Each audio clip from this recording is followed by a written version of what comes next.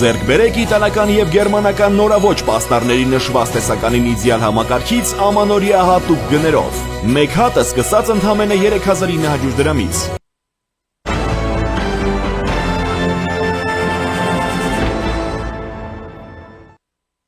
Ողջույն, դուք դիտում եք առաջին լրատվականը, ես Ժիրայր Ոսկանյանն եմ, զրուցակիցս հանրային գործիչ Միքայել Հայրապետյանն է։ Բարև ձեզ։ Բարև ձեզ։ Պարոն Հայրապետյան,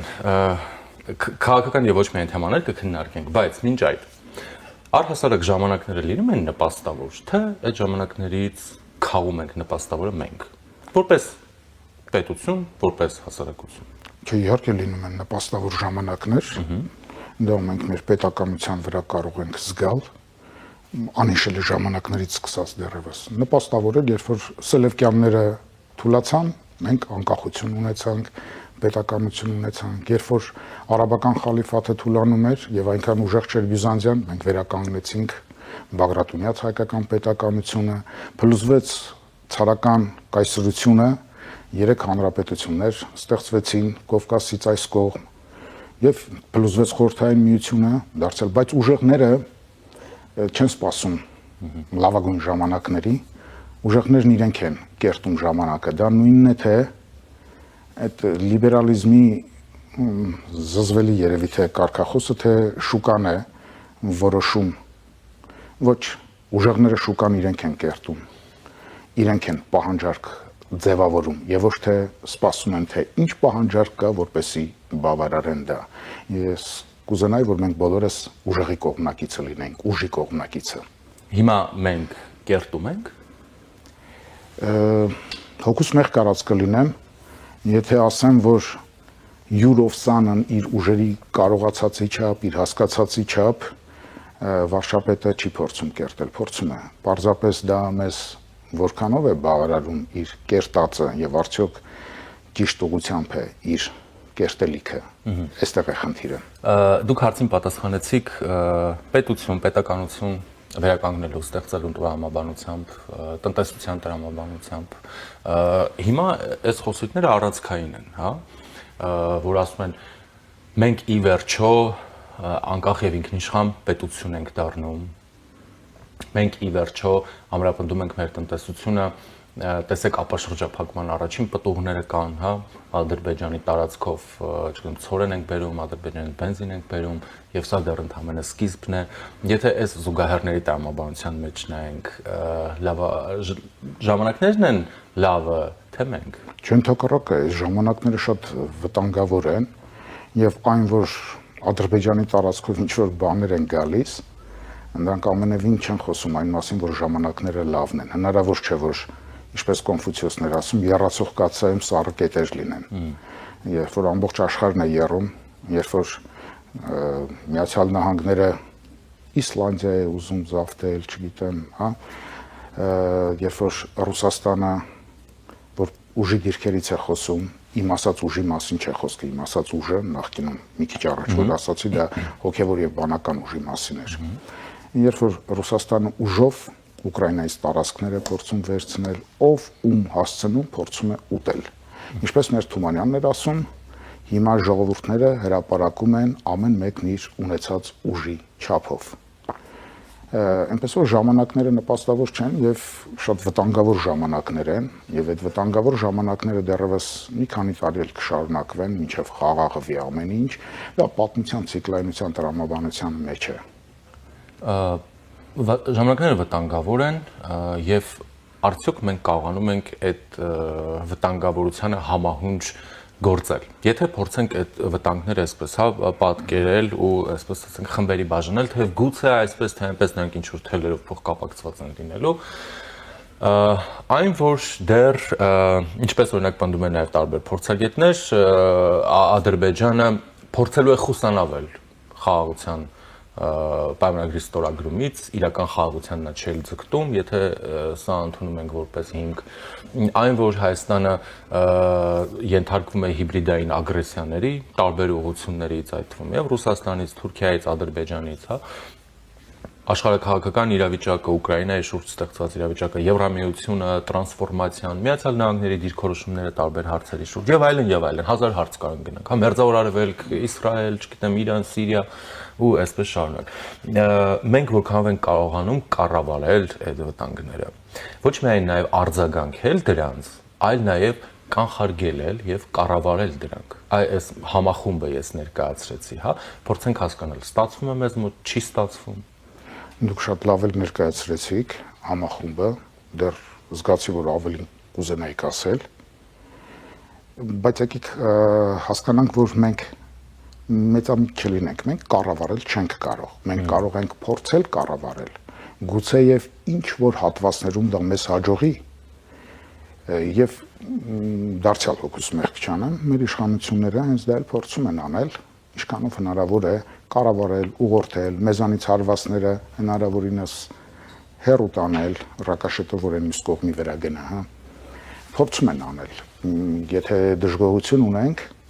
ապա առաջին հերթին դժգոհությունը պիտի լինի ներքին կյանքում բարոյական արժեքների, ընդհանրապես մարդկային արժեքների իսպառ փլուզումից, որ երբեք ես կարծում եմ, որ Քոչարյանի Սարգսյանի ժամանակվա ապաբարոյական մթնոլորտից ավելի վատ էլ ոնց կարող է լինել։ Հիմա տեսնում եմ, որ հիմա իրոք ավելի վատ է։ Քոչարյանը կամ Սարգսյանը ռիսկ չարեցին հայոց լեզվի դեմ գործել, Նիկոլո տեղի տղա է, կարող է գործել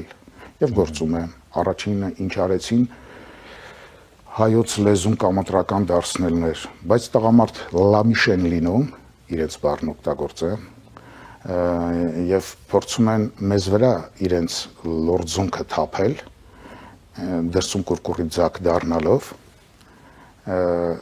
կամատրական թող փորձեն սարքել, եթե այդքան տղամարդ են, այլևս ոչ ազգամիջյան հարաբերության համար պիտանի եւ ոչ գիտության համար պիտանի ռուսերենը, թող կամատրական սարքեն մեր կրթօջախներում, ռիսկ չեն անի։ Ընդամենը մեծ կխոսեն այնքան, որքանով իրենց թույլատրված է Մոսկվայից։ Այնպես որ մենք եթե դժգոհելու առիթ ունենք, այո, ներսի խնդրից դժգոհելու առիթ ունենք, որ Սերժ Սարգսյանի օրոք այդ Մատենադարանի ես ամեն օր այդպես էի գնում դասի, այդ կառավարության ընդունելությունների տուն, հա, Հայոց Այբուբենը դրեցին, Գարեգին Նժդեի արձանը դրեցին, իսկ հիմա Մեսրոպ Մաշտոցին QR կոդով պիտի աշակերտները որոնեն, պահպանությունը զգում եք։ Տարվանից պատկերը կլինի գրքում էլ QR-ով չեք նայ։ Դրա համար ուզում են շնորհակալություն հայտնեն։ Չէ, որովհետև Երևանի քաղաքապետարանը մայրաքաղաքի իր ենթակայության տակ դպրոցներում արգելել է գadgetների կիրառումը։ Չէ, իրենք դա էլ մանիպուլյացիա եւ ձև է, ավելի շուտ տեխնոլոգիական ձև է, որ կիրառվում է մեր գիտակցությունների դեմ, մի բան անում են, հետո մեզ իբրև նվեր, իբրև ընծամատուցում են, ադալժենի են անում, ուզում են, որ մենք դրա համար շնորհակալություն հայտնենք, մենք շնորհակալ չենք իրենցից, բացարձակապես շնորհակալ չենք, հատկապես ասցի քաղաքապետարան, քաղաքապետից շնորհակալ չենք։ Հիմա ձեր դիտարկումներն հերթով գանք, ներքին կյանք, հոգևոր կյանք, համեմատեցիք Քոչարյանի Սերժի կառավարման տարիների բարոյահոգեբանական վիճակի հետ, իշխանական պատգամավորներն ասում են մենք ամբողջ այս 30 տարվա կեղտը հանել ենք դուրս եւ փորձում ենք քննարկել այդ կեղտից ձերբազատվելու հարցը։ Դե թող որոշեն էլ իրանք եկեն թե որցեն։ 30 տարվա կեղտն են հանել, դե թող 30 տարվա մասին խոսեն։ Ինչ են, Տարդատը քնեց վեր կացավ, կանոնագիրք, որ եսին որ դարում է գրվել, ուրեմն սուտ են ասում։ Ստախոս են իրենք, 30 տարվա կեղտ չէ։ Սա եթե այդքան են պատկերացնում, իրենք տհաս են պարզապես։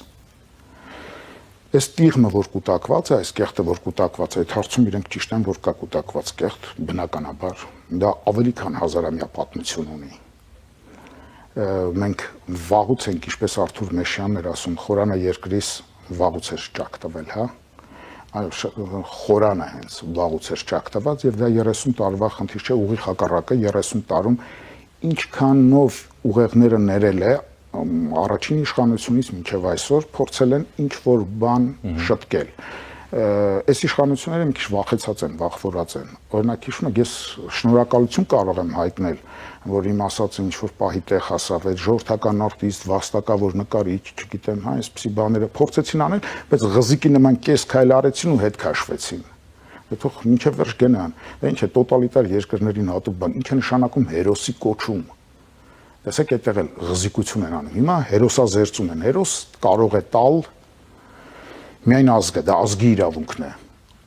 Այդ ազգային իրավունքի, ազգի իրավունքի ուզուրպատորներ են տոտալիտարները, հա, ռուսներ կլինեին սովետական միությունում, թե կլինեին հյուսային կորեացիներ, հա, սոցիալիստական, այսօրվա այդ կոմունիստական մնացորդ Ուկրաինայում, հա, կոմունիստական շրջանի մնացուկ է։ Այնտեղ է այդպիսի երկրներում է, որ ազգային հերոսի կոչումը իշխանությունը վերապահում է իրեն, որ ինքը կարող է տալ։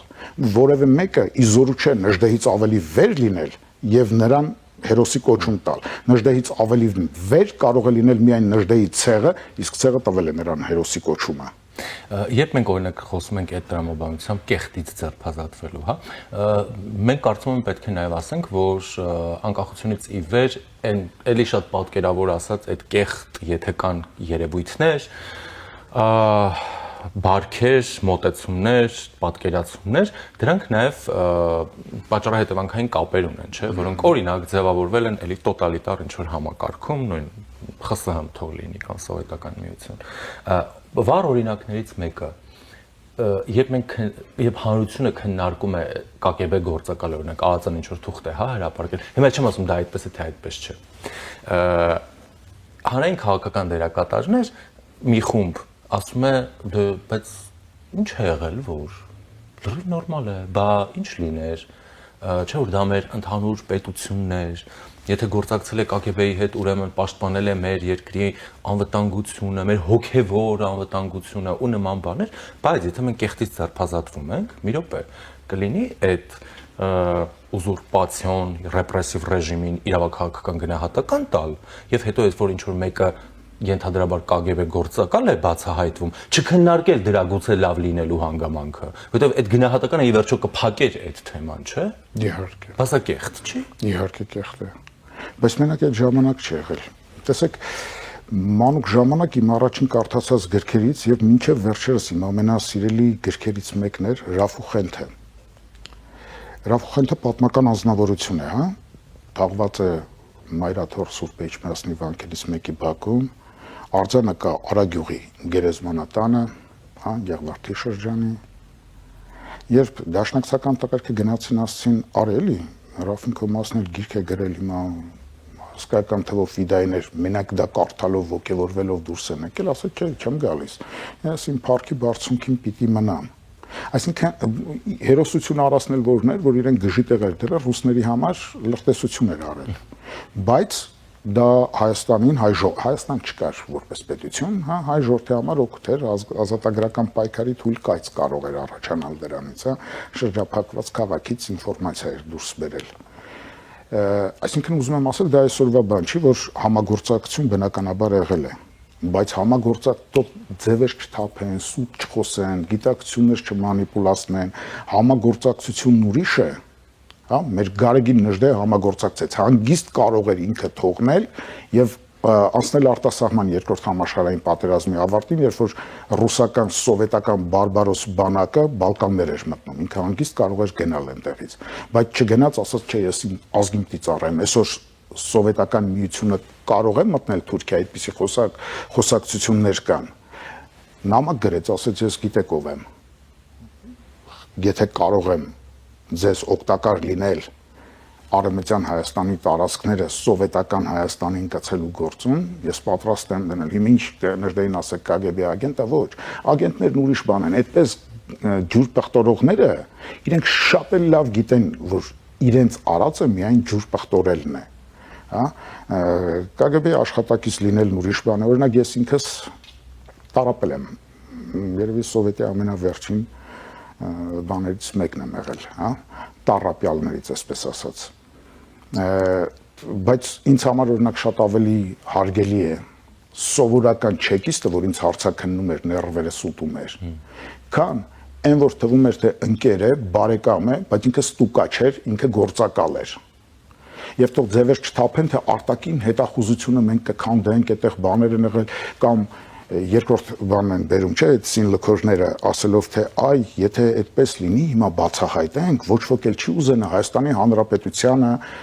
ծառայել իր ազգային անվտանգության ծառայություններ մատուցել, սուտ են ասում։ Չէ՞ որ իրենք լավ էլ գիտեն, որ Հայաստանի Հանրապետությունը, իր ստեղծման երրորդ հանրապետությունը, իր ստեղծման օրվանից մինչև այսօր չունի լիարժեքորեն հենց միմիայն իրեն պատկանող ազգային անվտանգության ծառայություն։ Բնականաբար օտարինից պետք է խուսափել, ով օտարի գործակալ է, պիտի բացահայտվի։ Ով արտաքին հետախուզություն է անում, բնականաբար նրանք Հայաստանի Հանրապետությանը գուցե եւ 0.1% ծառայություն կմատուցեն, մնացյալը բնականաբար Ռուսաստանին հայտնելով։ Բայց այստեղ խոսքը թող իրենք լավ էլ գիտեն համագործակցությունը որն է, մեր Վազգեն կաթողիկոսը, որ մեռնելուց հետո հիմա շատ սիրում է մեր ժողովուրդը, հա, ինչքան մնում է, այնքան արժեքը մեծանում է, բնականաբար կարող էր գալ այնտեղից շատ արագ էսպես այդ ուսադիրները փոխելով, հա, անմիջապես աբեղա վարդապետ եպիսկոպոս բանման ու միանգամից դառնար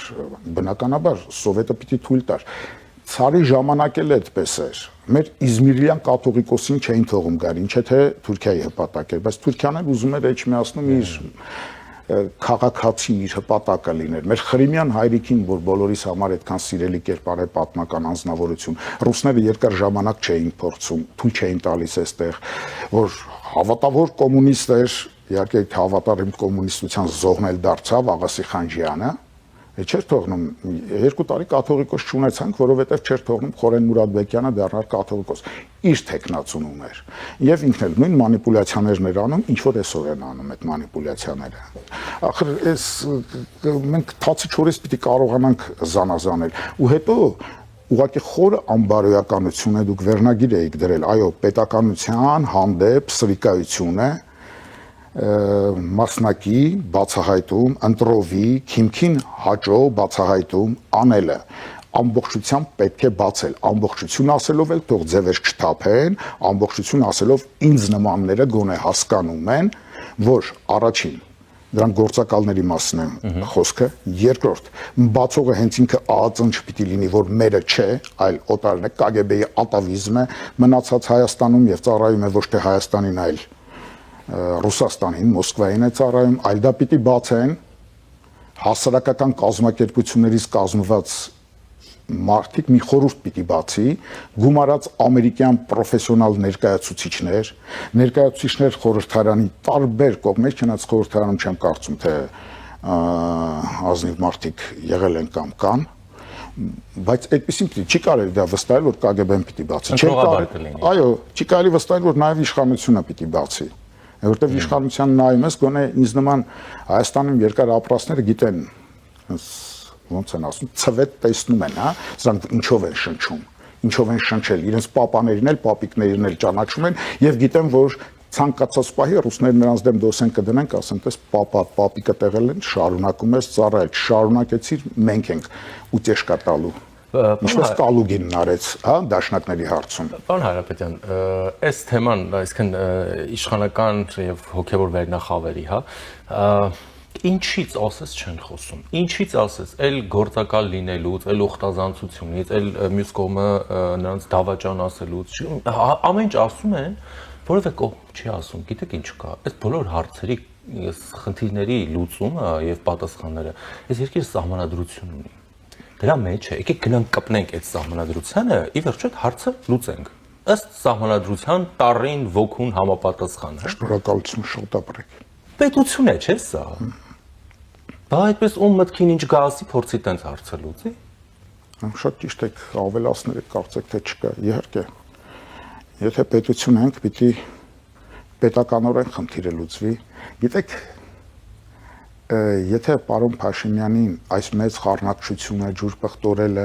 հասարակության ատոմիզացնելը, միմյանց դեմ հանելը, հայաբերանություն սերմանելը, ատելություն սերմանելը չլիներ, շատ հանգիստ այս խնդիրը կլուծեր։ Գիտեք, այն որ իրար այդ ժպտալով նկարվում էին, բան իր իշխանության արշալույսին, չէ՞ որ այն սկզբից գիտեր, ամենը նոր ոչինչ չի իմացել ինքը։ Հանգիստ կանչում էր, ասենք դուք լինեիք, ես լինեի, որևէ մեկը լիներ, կասեին նայի։ Սա է, ուզում ես գնալ Հայաստանում խառնակցություն դնելու, ստեղծելու ճանապարհով, ես գնալու եմ ինչը վերջ, դու պիտի հեռանաս։ Գտի ձևը ինքդ հեռացիր։ Այլապես այս ամբողջը բացվելու է, ոչ միայն քոնը, բոլորին է բացվելու, որպեսզի ներսում խառնակցություն չլինի, մահանին գտիր հեռացիր։ Եվ վստահ եմ, որ կամ այնքան էլ վստահ չեմ, բայց մեծավ մասամբ վստահ եմ, որ կհեռանար կաթողիկոսը, որովհետև չէր ուզենա ոչ եկեղեցուն վնասել, ոչ էլ անձամբ վարկաբեկվել ինքը վնասվեր։ Գուցե կվախենար իր, չգիտեմ, մոսկովյան չէ, ժամանակին ինքը դարձել է կուսակրոն, երբ որ սովետական միություն է եղել, իսկ այն ժամանակ դա լրիվ ուրիշ բան էր նշանակում։ Գուցե նրանցից վախենալով որ կտանք սպանեն, կամ գուցե այնքան համարձակ էր, որ ասել ոչինչ թող ինձ սպանեն, բայց իմ եկեղեցուն ոչինչ չի լինի։ Ինքը կհեռանար, եւ որ պետք է հեռանա, այդ խնդիր չկա այստեղ։ Նիկոլին հաջողվեց անել մի բան, ինչ ասեմ, որևէ դևի չէր հաջողվի անել։ Մարդիկ, ազնիվ մարդիկ, կարծում եմ այնտեղ հավաքվածների մի զգալի մասը ազնիվ մարդիկ էին, ոչ թե փողով էին գնացել կամ կուսակցական խրամատավորվածությամբ։ Իրենց լեզուն պտտվեց, գոռում էին վեհապար։ Ես գիտեմ այնտեղ մարդիկ, որոնք հայհոյում էին նրան, Սերժ Սարգսյանի, Ռոբերտ Քոչարյանի օրոք, գիտեմ այդ մարդկանց, չէ, իրենք այնտեղ էին։ Ես հասցրեցին այն վիճակին, որ դրանք գոռան լեզուները պտտվի ու այդ մարդուն վեհապար ասեն։ Բայց նաև լեզուները չպիտի պտտվի եւ հիմա օծյալ մարդուն անկախ նրանից ինքը արժանավոր է, անարժան է, աշխարհի կանոնով դիմեն։ Հասկանում եք, դա կարող են պատանիներն անել կամ երիտասարդներն անել, բայց երբ որ հասուն մարդիկ կներեք էլի մի հատ վատ արտահայտություն էլ ես անեմ, էշիթային մարդիկ նման բանով են անում, անուն ազգանունով են դիմում։ Սա վիրավորական է, իրենց ուղղակի ախորից դուրս եկած լինելն են ապացուցում։ Երիտասարդը կանի եւ դա շատ օրինաչափ է, պատանին կանի եւ օրինաչափ է, խնդիր չկա։ Այսինքն, ելի վերադառնալով խնդրին, վստահ չեմ, թե Նիկոլ Փաշինյանի արժեվ դրված խնդիրը մեր եկեղեցին առողջացնելն է, մեծ խառնակցություն գցելն է, մեծ խառնակցություն արտահայտությունը ես վերցրել եմ իր հոդվածաշարից, վերնագիրն էր դա, մեծ խառնակցություն։ Հիմա մեծագույն խառնակիչը երրորդ հանրապետության պատմության մեջ թող ինքը գնա որոշի ով դարձավ։ Ափսոսում եմ, որ տենց չքնախտական կարող էր այս վիճակի այս անդունդը գլորվել։ Շնորհակալ։ Ես եմ շնորհակալ։ Զրուցակիցս հանրային գործիչ Միքայել Հայրապետյանն էր։ Մնացեք առաջինի հետ, ես Ժիրայր Ոսկանյանն եմ։